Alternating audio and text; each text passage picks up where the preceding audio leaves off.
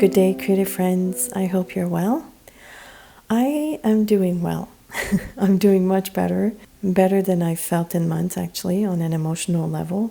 And this is due in part to some events and issues that are coming to resolution finally. And somehow, throughout all the chaos that I've been through, I found what true peace is. And oddly enough, but not surprisingly, it came to me through creativity. And I did not see this coming.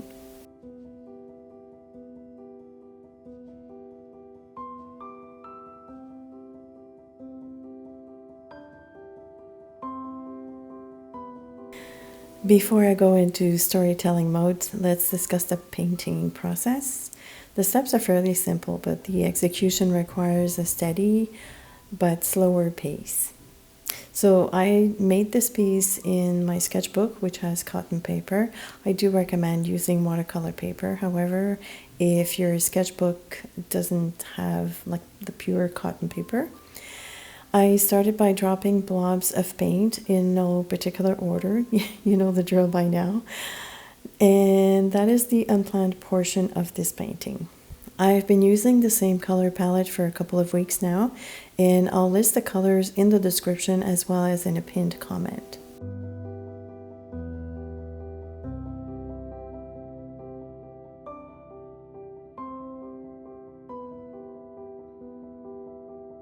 Once the watercolor paint is all dry, I start looking at the colors and what shapes they've created.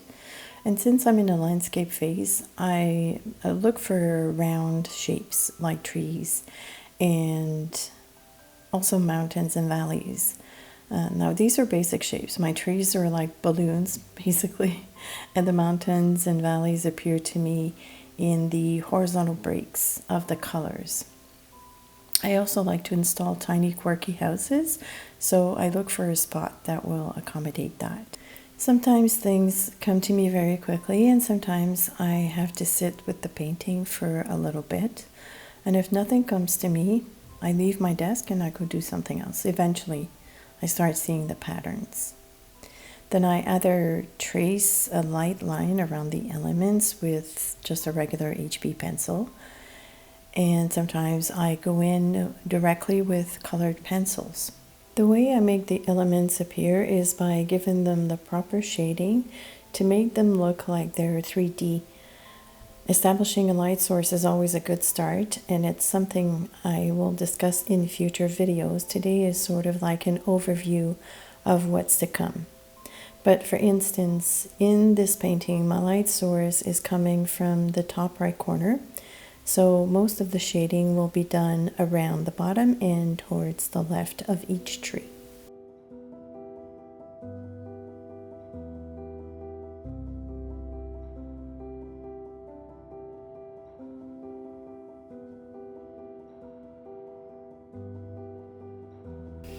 For shading, I obviously use colored pencils, and I use different values of the watercolor paint that's underneath, and sometimes I like to add different colors depending on my mood or whether the piece needs a bit of oomph.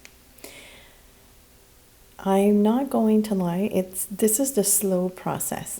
So the way I shade is very cautious. I would rather start adding the pencil lightly, maybe around the edges or the contour. And I will also use the different colors if I use different colors, so a light version of that. And obviously I will do so by applying very low pressure on my hand when I'm drawing. And I usually make semicircles, not semicircles, but little ovals. This is the shape that I color in. It's not a rule, it's just the way I do it. And then I adjust. So I will do a lot of layers to find the proper shading that I'm satisfied with. And obviously, if the darkest part of my shading is around the edges of an object, then I will add more layers around the edges, and then I move towards the center by fading out the color. So harder pressure around the contour, and then lifting the pressure or releasing the pressure as I move towards the middle. And sometimes I use 2 to 3 different shades of the same color, so I'm also paying attention to that. I will use the 3 colors in different intensity, and this is a topic that I will cover eventually in some other video. I have touched on that in previous videos, but it's always good to do a refresh.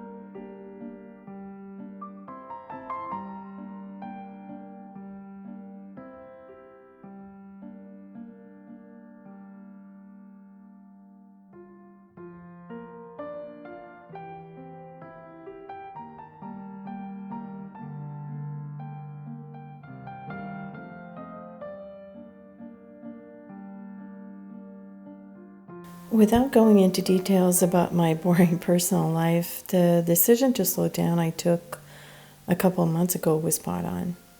It allowed me to tackle life's, how do we call them, life's events in a more peaceful way, and it showed me what I'm really made of. I just turned 62 this week, and I've never felt mentally stronger and more determined. This self-confidence I thought that had passed me up was within me all this time. It was just dormant. I just never paid attention to it because I've never really fully slowed down. I planned to do so. I said I was going to, with all the best intentions in the world, but I never really did. So what made me slow down? Well, art. Art made me slow down. I kind of was not in control at some point in that part. art was. Art, I used to refer to art as my boyfriend, and I'm kind of inclined to think that it is. And it knows what it's doing technically. I use this newly found self-confidence, I guess, and I stopped long enough and I dove deep into my soul. Like, I really reached down into my soul. I was following the little army of mojos, you know. Art was all behind this. And art went in. Actually, it was art that went in with the army of mojos, and it saw all the doubts, and it forced me to lock them all up behind bars and ordered me to follow my muse. I had no choice in the matter. I was at that point, and so under art's command, dare I say, I could no longer turn a blind eye. I knew I had to embrace the style, the paintings that I've been yearning to create all these years. It's done in a style that requires hours of fine-tuning, sometimes days, analysis, stopping and go, examining. But I don't mind. It's pure joy to me, and it's making me slow down and dive deep into my experience, my knowledge in techniques, and all those years of hard work. Accepting and embracing this art form, however, as a way of living, as a way to earn a living, was what scared me, because I didn't know how to present that on video. How do you condense an entire day, sometimes more than a day, of painting into a manageable 15 to 20 minutes video? But I think I figured it out, and we'll see in the weeks to come how this pans out. But I promise you that there's going to be a bit for everybody. When you look at the painting that I just finished, it's very helpful to break it down. For instance, my trees are just like, remove all the shading. They're circles and a stick. Easy peasy, right? The hardest part really is to put in the time. Put in the time and to really slow down and hone in on the skill of shading, mastering the pressure that you have to apply on the color pencil, much like you've studied the way to create watercolor or even doodles. Everything requires a certain amount of work. It's the same principle. I'm very excited to share the upcoming videos with you. I hope that you've enjoyed this one, which is more or less an overview of what's to come. And of course, I want to say a big thank you to my awesome patrons who are more than patient this month, and the past month of August too was a bit of a wreck for me. So thank you, my awesome patrons, and thank you all for listening and for leaving encouraging comments. I read them all. I might not have time to reply to everybody, but I do read them all. So thank you very much. Please stay safe, healthy, and creative, and I will see you in 2 weeks.